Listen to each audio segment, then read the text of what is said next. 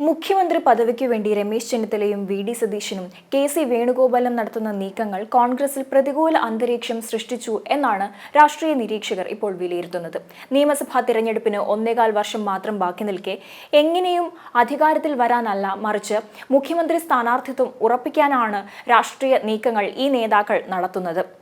KPCC. രാഷ്ട്രീയകാര്യ സമിതിയിലുണ്ടായ ഭിന്നത ഇപ്പോൾ എം.എൽ.എമാരിലേക്കും മറ്റു നേതാക്കളിലേക്കും പടർന്നിരിക്കുകയാണ്. വി.ഡി. സതീശനെതിരെ രാഷ്ട്രീയകാര്യ സമിതിയിൽ എ.പി. അനിൽകുമാർ തുറന്നടിച്ചത് കെ.സി. വേണുഗോപാലിന്റെ ഒറ്റ പിന്തുണയിലാണ്. ശൂരനാട് രാജശേഖരൻ വി.ഡി. സതീശനെതിരെ രംഗത്ത് വന്നതാകട്ടെ രമേശ് ചെന്നിത്തലയുടെ അറിവോടെയാണ്. വി.ഡി. സതീശനെ മുഖ്യമന്ത്രി സ്ഥാനാർത്ഥിയാക്കാതിരിക്കാൻ ഈ രണ്ട് വിഭാഗങ്ങൾക്കും കെ.പി.സി.സി. അധ്യക്ഷൻ കെ. സുധാകരന്റെ പിന്തുണയുമുണ്ട്. നിയമസഭാ തിരഞ്ഞെടുപ്പ് വരെ എങ്ങനെയും പ്രസിഡന്റ് സ്ഥാനത്ത് തുടരുക എന്നതാണ് കെ. സുധാകരന്റെ ലക്ഷ്യം. അതിനു മുൻപ് അദ്ദേഹത്തെ മാറ്റുക എന്നതാണ് വി.ഡി. സതീശന്റെ ആവശ്യവും. അടുത്തിടെ നടന്ന ഉപതെരഞ്ഞെടുപ്പുകളിൽ സിറ്റിംഗ് സീറ്റുകൾ നിലനിർത്താനായതും യു.ഡി.എഫിന്റെ വോട്ട് ശതമാനം വർദ്ധിപ്പിക്കാൻ കഴിഞ്ഞതും വി.ഡി. സതീശന്റെ മിടുക്കായി ഹൈക്കമാൻഡ് വിലയിരുത്തുമോ എന്ന ഭയമാണ് രമേശ് ചെന്നിത്തല വിഭാഗത്തിനുള്ളത്.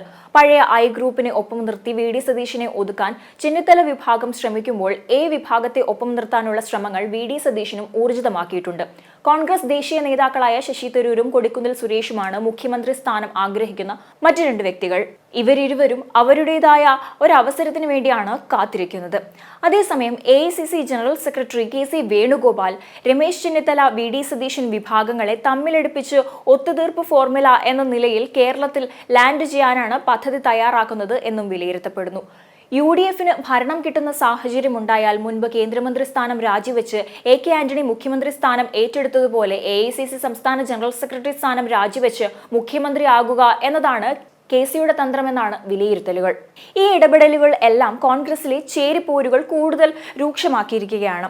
കോൺഗ്രസിലെ ഈ സംഭവ വികാസങ്ങൾ മുസ്ലിം ലീഗിനാണ് ഏറ്റവും അധികം ദോഷകരമായി ബാധിച്ചുകൊണ്ടിരിക്കുന്നത്. കോൺഗ്രസിലെ ഈ ചേരിതിരിവും തമ്മിലടിയും കാരണം ലഭിക്കാവുന്ന ഭരണം പോലും നഷ്ടമാകുമോ എന്ന ആശങ്കയിലാണ് ലീഗ് നേതൃത്വം ഇപ്പോൾ ഉള്ളത്.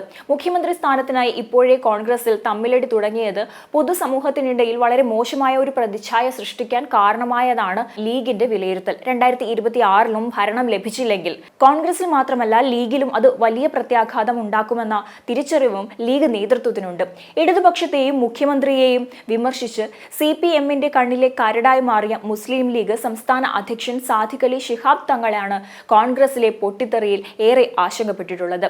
ഇനി ഒരു 5 വർഷം കൂടി പുറത്തിരിക്കുക എന്നത് PK കുഞ്ഞാലിക്കുട്ടി ഉൾപ്പെടെയുള്ള ലീഗ് നേതാക്കൾക്ക് മാത്രമല്ല പാണക്കാട് തങ്ങൾമാർക്കും ചിന്തിക്കാൻ പോലും പറ്റുകയില്ല.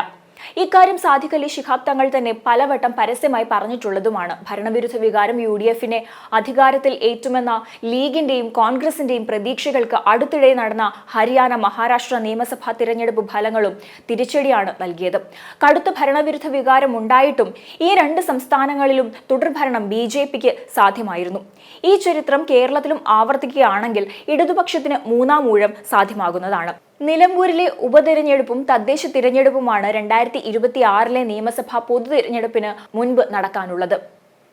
ഇതിൽ പുതിയ രാഷ്ട്രീയ സാഹചര്യത്തിൽ നിലമ്പൂരിൽ വിജയിക്കാൻ കഴിഞ്ഞില്ലെങ്കിൽ രാഷ്ട്രീയമായി അത് യു.ഡി.എഫിന്റെ ആത്മവിശ്വാസത്തെ ബാധിക്കുന്നതാണ്. PV അൻവർ രാജിവെച്ച് ഒഴിഞ്ഞാൽ നടക്കുന്ന തിരഞ്ഞെടുപ്പായതിനാൽ അൻവറിന്റെ കൂടെ പിന്തുണ ലഭിക്കുന്ന സാഹചര്യത്തിൽ യു.ഡി.എഫിന് നിലമ്പൂർ പിടിച്ചെടുക്കാൻ കഴിഞ്ഞില്ലെങ്കിൽ പിന്നെ ഏതു മണ്ഡലം ഇടതുപക്ഷത്തു നിന്നും പിടിച്ചെടുക്കാൻ കഴിയുമെന്ന ചോദ്യം ഉയരുന്നതാണ്. വി.ഡി. സതീശൻ മുന്നോട്ട് വെച്ച വിജയസാധ്യതയുള്ള മണ്ഡലങ്ങളുടെ ലിസ്റ്റ് തന്നെ അതോടെ അപ്രസക്തമാകുന്നതാണ്.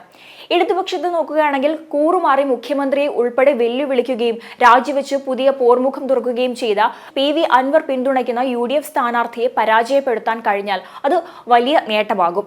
ഇനി അഥവാ പരാജയപ്പെട്ടാൽ അത് നിലമ്പൂരിലെ മാത്രം പ്രത്യേക രാഷ്ട്രീയ സാഹചര്യമായി വിശദീകരിച്ച് പ്രതിരോധിക്കാനും കഴിയും.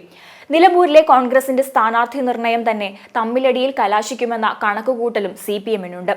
സംഘടനാപരമായി കോൺഗ്രസ് പകച്ചു നിൽക്കുമ്പോൾ ഇതിനകം തന്നെ CPM നിലമ്പൂരിൽ പണി തുടങ്ങിയിട്ടുണ്ട്. ജില്ലാ കമ്മിറ്റി അംഗങ്ങൾക്ക് വിവിധ പ്രദേശങ്ങളുടെ ചുമതല വിഭജിച്ച് നൽകിയാണ് CPM ഉപതെരഞ്ഞെടുപ്പിനെ നേരിടാനായി ഇരിക്കുന്നത്.